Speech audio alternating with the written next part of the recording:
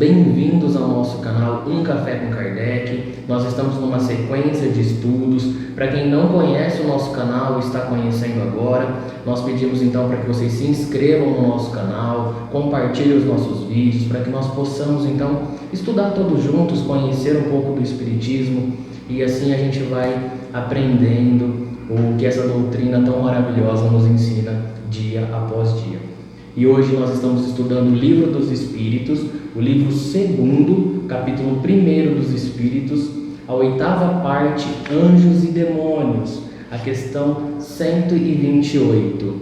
Então nós estamos estudando essa ideia tão presa dentro de nós sobre demônios, sobre anjos, e que muitas vezes nos causam aflição porque nós não entendemos, porque nós temos alguns conceitos colocados e deixados há muito tempo sobre isso, né? E como nós podemos então definir anjos e demônios na ótica espírita? Certo, bom, o termo anjos, né, nós vamos ver que com demônios isso se repete, é um conceito que ele pode ter diferentes sentidos, dependendo da especificação que nós damos a ele. Então, anjos nós podemos utilizar, né, a especificação de anjos bons e anjos maus, né, existe isso.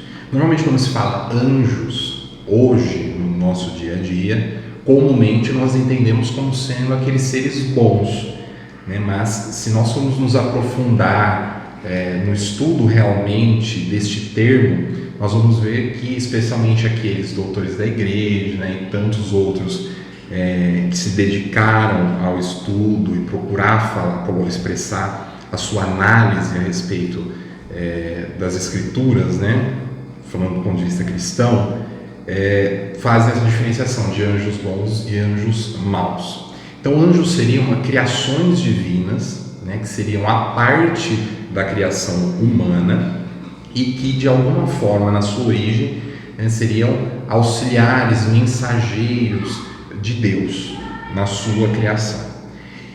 E existe, né, até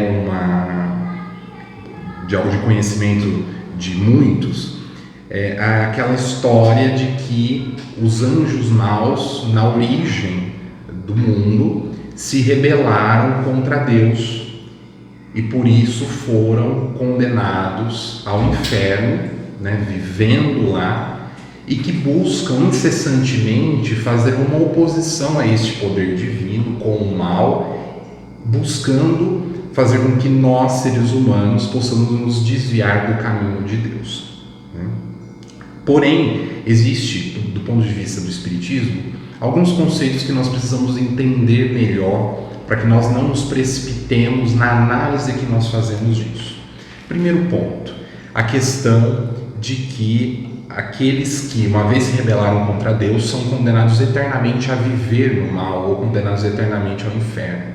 E aí vem uma questão muito problemática, que é a questão da justiça divina, né? Hoje, entendendo que um dos atributos de Deus é a bondade e a justiça, como nós podemos compreender um Deus soberanamente justo e bom que condena alguns das suas criaturas a viver eternamente ao inferno, sofrendo eternamente?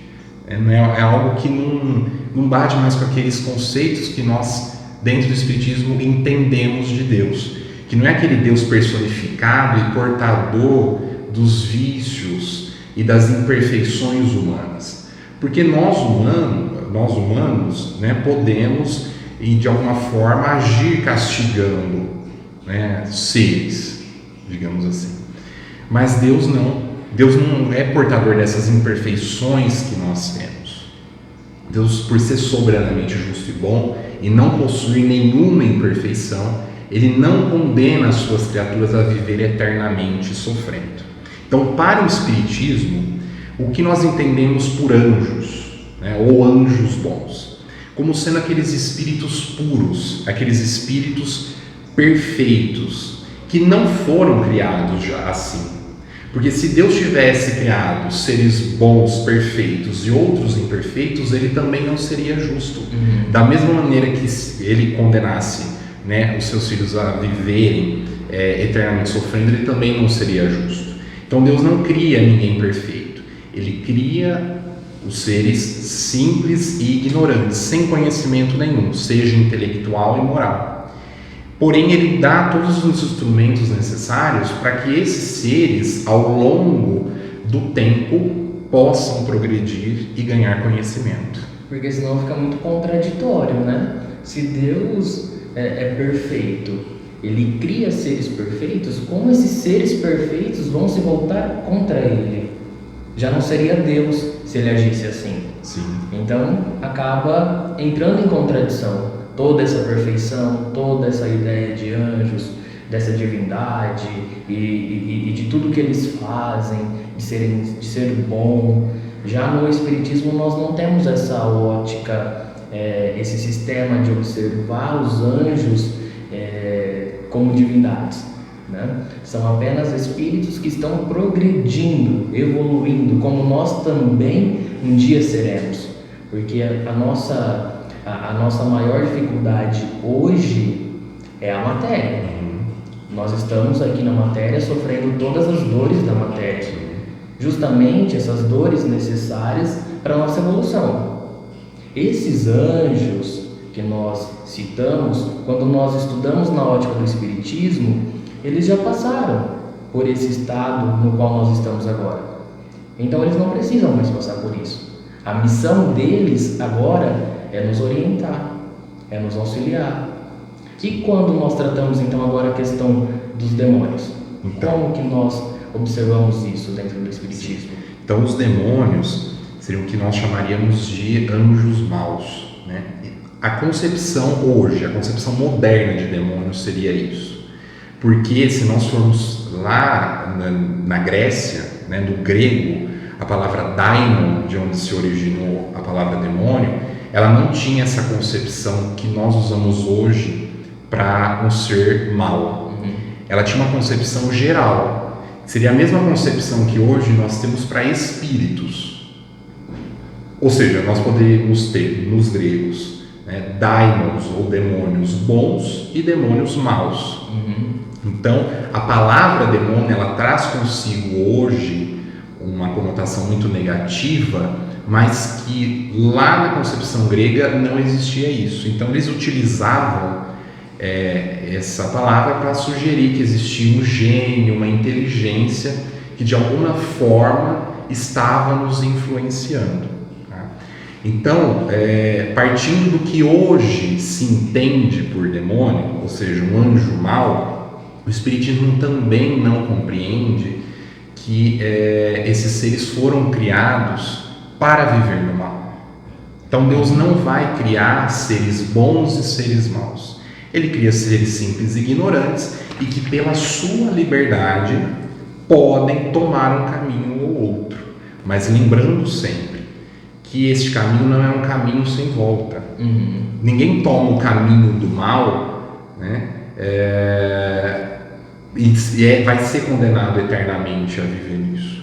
Porque todos nós estamos submetidos à lei do progresso. E com a lei do progresso nós estamos direcionados a nos tornarmos perfeitos. Nós podemos passar muito tempo agindo contra isso, mas sempre nós vamos chegar à perfeição. Alguns, claro, mais cedo, outros mais devagar, mais tarde, por conta da liberdade que tem, né, de se rebelarem contra aquelas provas e aquelas vicissitudes que passam na vida, né? Porém, todos vão um dia alcançar a perfeição. Então, esse conceito de demônio, todo construído pelas religiões, não é a visão correta que o Espiritismo tem. Não é a visão do Espiritismo. Não é a visão do Espiritismo. O Espiritismo entende, sim, que existem várias ordens de espíritos.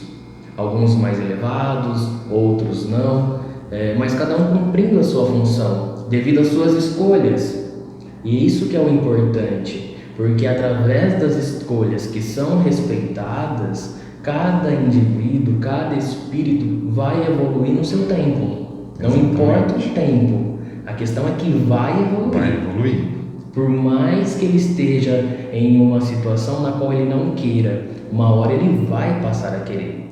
Com certeza. Ele vai conquistando, né, tudo. Sim. E tudo vai colaborando para que ele melhore. Sim. Então, o estado dos espíritos imperfeitos, que são esses que estão envolvidos com o mal, né, que praticam o mal, ele é transitório, porque ele não vai estar condenado a isso. Mas uma coisa importante, que o estado do espírito perfeito, ele é permanente, porque o espírito não regride. Então, a partir do momento que ele vai adquirindo conhecimento e moral, ele não vai perder aquilo. Outro ponto que vai contra também essa ideia de um ser perfeito, né, ter se rebelado contra Deus e se tornado mal. No Espiritismo não pode haver isso, porque a partir do momento que ele adquiriu perfeição, ele não perde essa perfeição, ele continua sendo portador dela, né, e passa então a ser eternamente um espírito perfeito. Então, os espíritos imperfeitos vivem sim em estado transitório de maldade, mas os espíritos bons vivem em estado permanente de bondade. Não se perde aquilo que conquistou. Nunca. E esse estado que o espírito inferior passa, no qual ele se encontra, além de ser as escolhas dele, é ele que se coloca naquilo. Não é Deus que o coloca. Ele criou a situação na qual ele se encontra. Então não é Deus que o puniu, porque Deus não pune, senão não seria Deus. Mas o espírito se encontra daquela forma, naquela situação, por falta de conhecimento. Mas é uma situação passageira. Ele vai sair daquela situação. Sim. Uma hora ou outra, ele encontra um meio e desperta. Como nós muitas vezes despertamos no nosso dia a dia para várias situações e nós não fazemos coisas que antes fazemos. Nós sempre estamos buscando progredir, evoluir, porque nós já temos a moral, a consciência dos atos. Sim. Né? E diante disso, com esse breve estudo, nós encerramos mais um Café com Kardec. Agradecemos a todos que acompanharam os nossos vídeos. Deixem os comentários, as sugestões e até um próximo vídeo, com bastante ensinamentos para todos que estão aqui fazendo essa corrente do bem, tomando os devidos cuidados, as proteções, o distanciamento, e assim a gente espera que tudo se normalize logo. Até um próximo vídeo.